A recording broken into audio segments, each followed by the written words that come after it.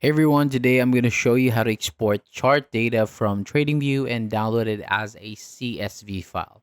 So this can be useful if you want to review your chart data outside of TradingView or use it in another program. So to get started, open up your chart in TradingView, and in the top right corner of the chart, look for the small drop down arrow. Click on it to open the menu. Then select download chart data. So keep in mind that this option is only available with a paid TradingView plan. If you are using the free version, you won't be able to download the CSV file. However, the steps are the same if you decide to upgrade or already have a subscription. And after selecting the download option, choose the chart data that you want to export. You can also pick the time format such as ISO time or Unix timestamp. And once everything is set, click download.